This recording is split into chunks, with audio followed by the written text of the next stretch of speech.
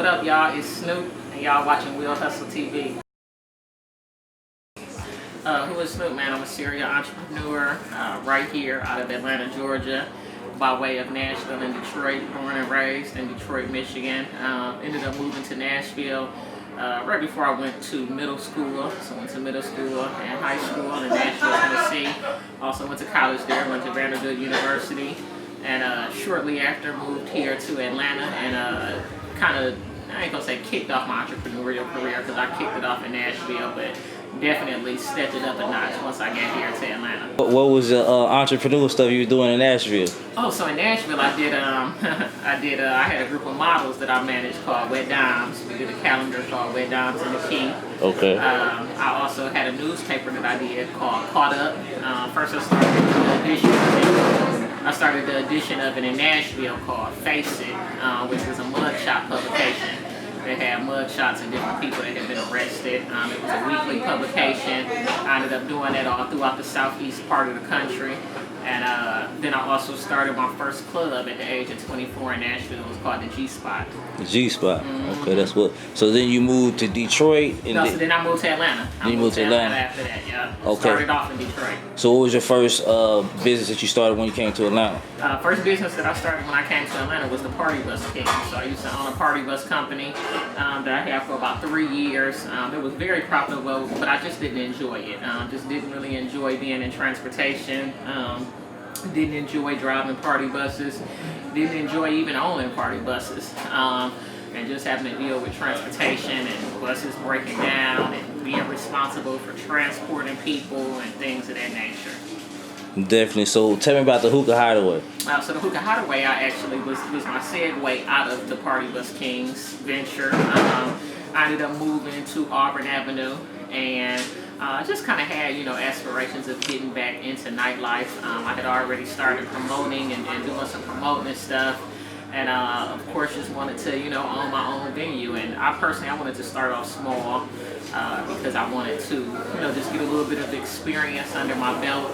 The first club that I had owned, the G-Spot, it was only open for like a couple of months in Nashville. So really didn't get a lot of experience, from that venture. And just wanted to, get that going and just really have something that people could come and it would be like a neighborhood Cheers type bar. And so that was what we did right here off of Auburn Avenue and Jesse Hill Jr. Drive for 5 years. Definitely. So how did that come to you owning the spot, like one of Atlanta's best spots with 2 Chainz, Escobar? How did that come about? So pretty much that came, I wanted to do, after the success of Hookah Hideaway, I wanted to do something else here in Atlanta. And I wanted to actually be over there on Peter Street when I first moved to Atlanta. I stayed in Castleberry Hills, and so I used to walk around the corner to Peter Street. And, coming from a city like Nashville, and even Detroit, I was just kind of amazed at the success of African Americans here in Atlanta and the ability for them to be able to have, or for us to be able to have a street that had so many black-owned bars and lounges and different things of that nature. So when it was time for me to expand my business, I knew that was exactly where I wanted to go. So I ended up going over there and found a space that I wanted, and they ended up not really wanting it to be a lounge in that space. And so my realtor, he knew of another realtor, which was also 2 Chainz realtor and business manager, and they said, well, hey, we got this space available down the street. 2 Chainz has actually heard of you. He's heard of your party bus company. He's heard of the Hookah Hideaway, and he would love to do business with you. And so we ended up meeting up with each other and really just realized that we clicked. We thought a lot about the same things. And 4 years later, as you said, we got one of the hottest restaurant lounges in Atlanta, right here on Peter Street, Escobar Atlanta. Dope. So, what was it about because you have, how many restaurants do you have? So I've got 5 restaurants now. My 5th restaurant, which is Esco Seafood, is going to be opening up this Thursday. We're doing our grand opening this Saturday. This Friday, so this is basically just like an Esco weekend. This Friday we're celebrating our 4-year anniversary downtown, and then Saturday doing our grand opening for Esco Seafood. So I've got 5 restaurant concepts. We've got I've got Crave restaurant here. That's just solely owned by myself. And then I've got my other 4 concepts that I own with 2 Chainz. Escobar Downtown, Escobar South, Esco Seafood, and Members Only Restaurant and Lounge. And then I also own 3 salon suite locations that I own by myself, Remedy Salon Suites. What was it about the restaurant industry that you like so much? I like being able to, number one, I'm a foodie, so I'm really into food. I like to drink, I like to have a good time, and so just to be able to create venues that allow people to do that, you know. People need a relief from everyday hard knock life, and you know, they're very profitable as well. So a lot of details to pay attention to. You got a lot of staff that ends up working for you, so you've got a lot of liability when you've got other people working on your behalf. But in the end, when it all comes together, it's a beautiful thing, and so it's something that I have a good time doing, but also make good money at as well. Definitely. Tell me about that, because I noticed, like, I'm always at your spots. You've had a lot of the same staff for a long time. Like, so what is it, like, any advice you can give about picking staff? And, you know, because that's one thing I always say is, like, you can tell a good run business from the head up. You know what I mean? Definitely. So, like, what's your secret to it? I think, you know, that's really one of the hardest things is just to find a good team. I think in the industry that you're in, I actually have a course up on my site, courses.whoissnoop.com, and the title of it is How to Pick the Perfect Staff.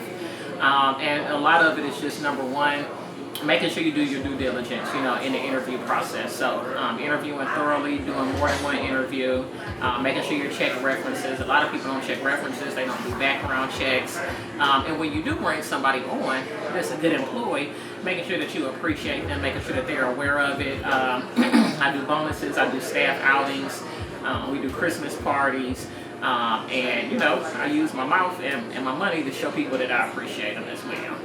So tell me about, like, what went into the design of Escobar? Like, where did the whole Mercedes-Benz DJ booth thing, how did that come about? The DJ booth, you know, Chainz had actually came up with that, you know, with him being in the music industry. He kind of had a concept of what he wanted to have for that DJ booth, and the rest of it, the interior designer and myself came up with. You know, we just really wanted it to be a very eclectic place. We wanted, like, the interior design to really match the brand. You know, we kind of played off of the Pablo Escobar theme a little bit, just because we did name the spot Escobar, and had just so happened to open up on his birthday. It wasn't anything that was planned or anything like that, but you know, we just wanted to have a cool vibe, you know, where people can come. You know, we got the artwork that we're really big on, so we're both very artistic and just into a lot of creative things. Of course, like when he did one of his albums, they did that whole pink trap house thing. So we're all about, you know, making sure that everything pulls back into the brand and the core. When I moved to the Castle Bay area, I found out about who Herman Russell is. Mm-hmm. What do you know about Herman Russell, and what can you tell the people about Herman Russell? I know quite a bit about Herman Russell. I actually read his book. I forgot the name of it, but it was based upon, you know, the empire that he started. So he was a huge entrepreneur, more so in the real estate and construction business. And he's been able to just, you know, he left a legacy, you know, for his kids, his grandkids, etc. But he owned a lot of real estate here in Atlanta. He helped construct a lot of, you know, the important buildings and things of that nature. And he also did a great job just being very politically acclimated and networking with just a lot of figures, you know, that really have made Atlanta what it is today, you know. So definitely, I tip my hat off to him. Who were some of the people who inspired you growing up or just in life to be a business person? People you maybe studied, you know or what I'm saying? I just more so, like, I feel like I just kind of always had it in me. You know, I tell my mom, you know, she you're Aries. Want to be when you grow up. Yeah. Aries. Yeah. You know, we're the first sign of the zodiac. I'm the first child in my family. You know, first child that my mom has had, and so, you know, when people would ask me, you know, growing up, what do you want to be when you grow up? I always said I was going to have a bunch of businesses, you know. So never necessarily really saw anybody, like, in my family or whatever doing that, but I knew it was something that I wanted to do. And so there were a few, you know, financial advisors and real estate moguls. For example, a guy named Lee Millett in Nashville that I had the opportunity to work closely with. He was definitely an inspiration to me. But I'm not like, you know, normal people who, you know, look up to celebrities and, you know, rappers and stuff like that. I feel like those type of people, you know, everybody, you know, we all wake up and put our drawers on the same way, you know what I'm saying? And it's like, I think the good part about it is just seeing that, like, somebody that you know that looks like you, being successful, and that inspires people, more than anything. You know what I'm saying? People in their everyday life, that they can see and touch and things of that nature. So for me, not necessarily a person in general, but I think probably seeing a lot of things that I didn't want to do. Coming from a heavy, family that was in drug dealing lifestyle and things of that nature. Definitely. What's some of the feedback or like some inspirational stuff that like some of your fans might have told you, or some people that you inspired? Yeah, so people tell me every day that they're inspired by me. A lot of people know my story. A lot of people met me when I first moved here, or they met me at the Hookah Hideaway when I just owned that one business. I would say probably 65% of the people I know now, I met them from owning and operating the Hookah Hideaway.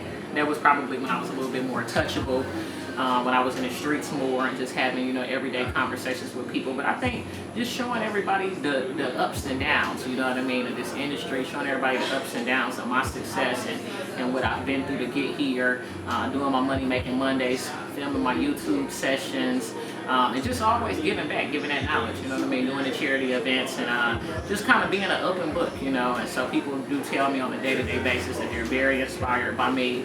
And just showing them the process of things. Like, for example, I'm in the process of buying my dream house now, and we filmed that whole process. Just because that's an exciting thing, a lot of times you see people, they post the cars they want, the houses they want, but once you actually get to the point of being able to obtain those things, it's a beautiful thing. So yeah, what's next for Snoop? So what's next for me? So really more so focusing on personal things. I've really grown a lot in the past few years. And so now it's time to get back to myself and do some things personal-wise. Probably going to be getting married this year. So moving into my dream house. And I just kind of want to take the time to, enjoy life, to enjoy some of the fruits of my labor. We're going to be fine-tuning a lot of our systems, the first of the year. We're just going back around, making sure that all the businesses are being ran correctly, making sure we've got our systems intact and that we've got the right people in charge. But in the meantime, while I'm doing all of that, if y'all want to catch up with me, y'all want to follow me, y'all can join me on Instagram at Who Is Snoop.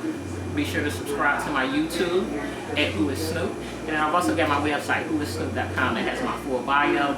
It has a link to my courses, which is at courses.whoissnoop.com. I've got several courses that help you, teach you how to open up your own business, how to open up your own restaurant, picking the right management staff, how to save and invest, get into the stock market and things of that nature. So our interaction doesn't have to stop here. Make sure y'all follow me on those platforms.